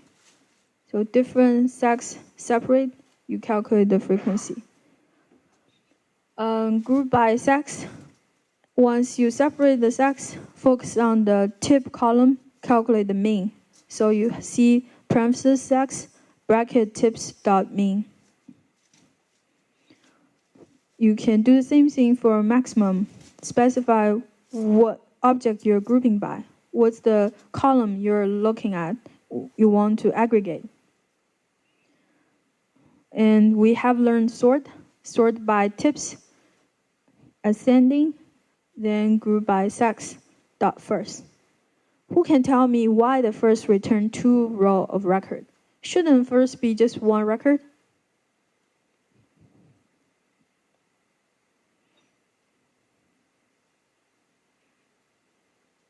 This was 10 points. Not easy at all.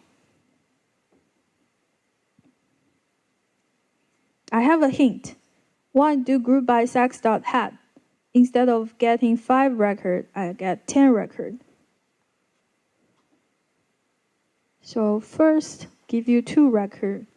Is the same thing, the head give you 10 records. It's 2 groups.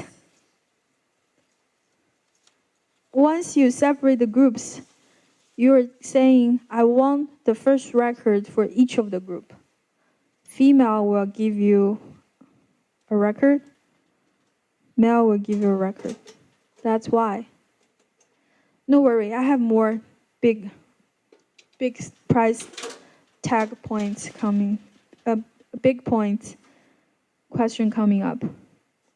Okay, next one, you have seen the apply function. So if we define a few functions we want to apply to different columns, we can say count, sum. Left side is the name of the parameter. Right side is how to calculate this.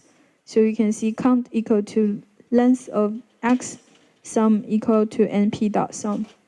So when you set up this function, you can do data frame dot group by sex, focus on the tips column, and I want all of those different count. So it's similar to describe, but you can specify exactly how you want the result look like using group by. Okay. So what's the point now? 11 to 25. Am I right?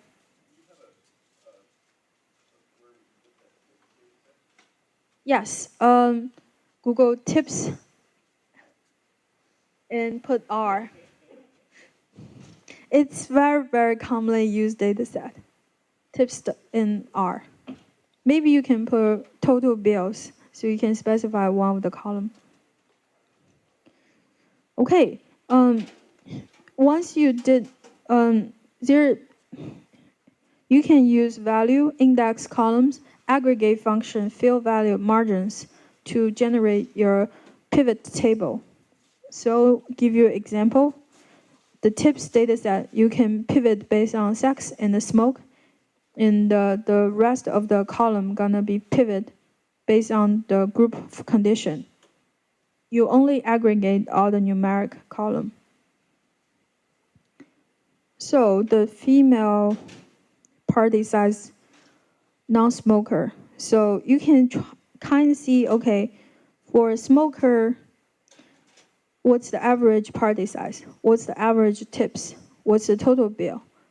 And once you have the tip and total bill, you can calculate what's the percentage they give the tip.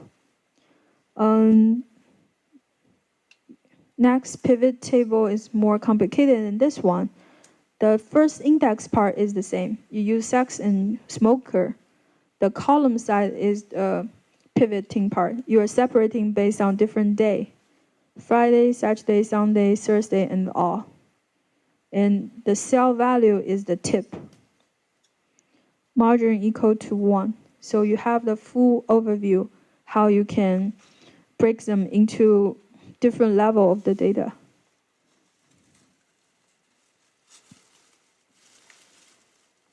Okay, cross tab. pd.cross tab. Cross sex is what you want to put on the left side. Tips.smoker is what you want to put the top of your column. It's equivalent to the pivotal table. Index equal to sex, column equal to smoker, and value equal to tips. Aggregate on count. If you use R before, this is similar to plier and the dply package. You kind of fix left side, top side, and fill in the middle part. Okay. I have an interesting example in Stack Overflow. So some guy tried to do an aggregate table using gene ID he has. The gene ID factor have 3,500 unique value. For each value, each level of gene ID, he want to do multiple calculation using mean, maximum, mean, sum. If you do lapply function, it's really slow. It takes this person more than half hour to do it. And someone else did a solution in 30 seconds. They used the data table in R, and we can adapt the same solution into Python. So first, we can simulate the data. Since this guy didn't provide the data, we can simulate the gene ID range from 0 to 3,500 and sample 3.5 times 10 to 5. So you can have a dummy data set. Define a column function and do group by gene ID and aggregate function. So AGG column function allow you to customize your own set of calculation.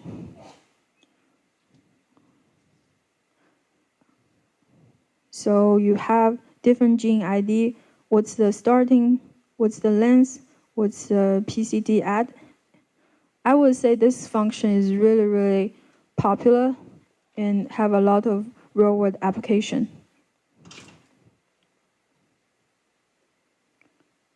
So if you have some routine job, you need to generate dashboard, you need to generate some report.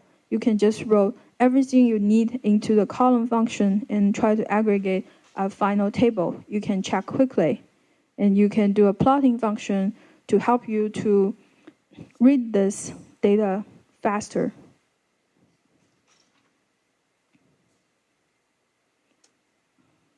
Okay, that's all I have for pandas. And I have more competition. Okay, this time. Right now it's 11 to 25. So make it more competitive. Each question was 5 points now. Are you ready? Can I get started?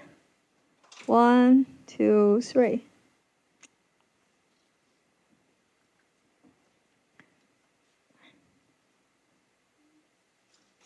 B. Which one is not in pandas? Okay, which one? 3? Guys, you need to have someone to tell me what's your final answer. Left side, what's your answer? Right side?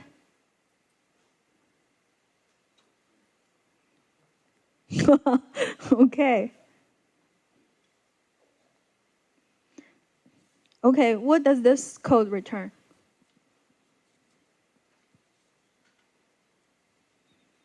Remember the colorful table? We have index, value, column names. That's right. So that previous one doesn't count because you guys both get 3. And this time it counts. That's right. You will get the row number starts from 0. Okay, next one. I saw more and more people sit on the right side. So I'm going to use point divide by per person to be fair.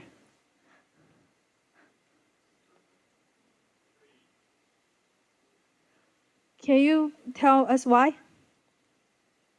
Why you pick 3?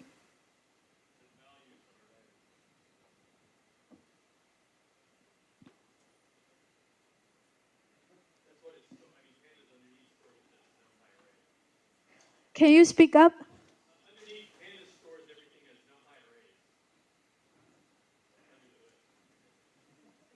Perfect. Thank you for the answer.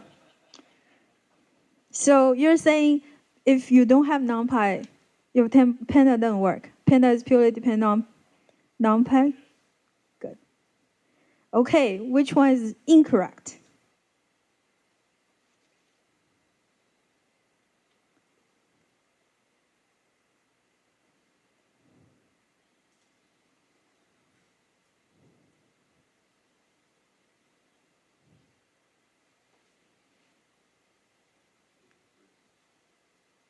Are you guys sure? So how can we change the third one to make it correct?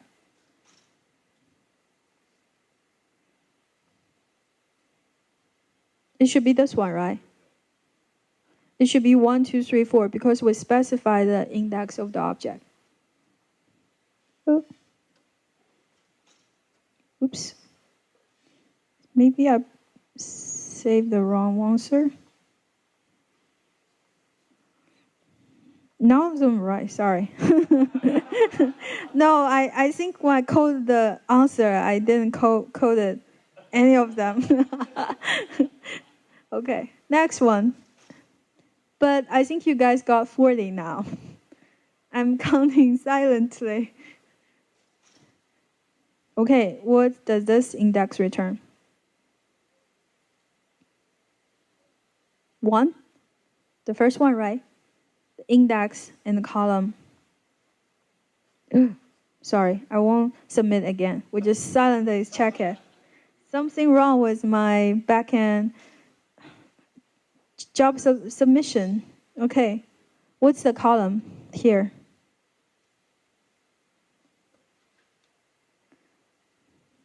This one? Everyone agree? This is the column definition. Okay. Something wrong with my syntax highlight. Okay. So which statement about object columns is correct?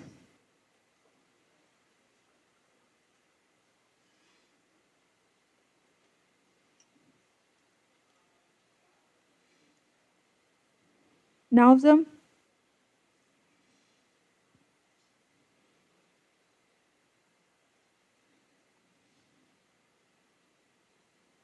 Give a try. You can type the type of the object and see which type it is.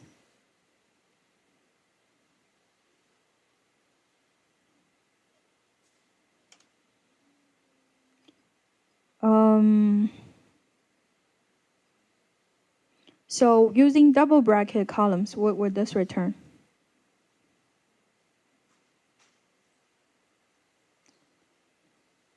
Return data frame. You're right. So they're different between single bracket, double bracket, and pandas really fun to work with. I hope you try more how to subsetting and index it. I think our time is gonna up. I will take 5 minutes question if you like. And if we want to finish this, we can also finish this too. What's your preference? Question or keep working on the test?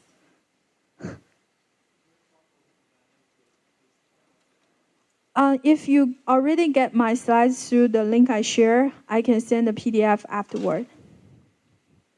I can also give you the one-page slides like this, so you can search quickly.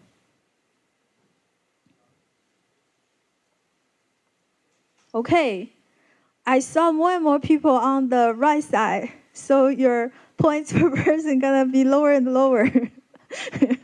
Okay. Do you guys want to continue or? Okay. So I have a lot of exercises on different package. If you're interested, I can post some of them after the workshop, so you can consolidate your understanding of today's workshop. I'm gonna wrap it up. I hope you have a good time. And if you have more questions, the email, you get the slides link, you can email back and add your question. Thank you very much, guys.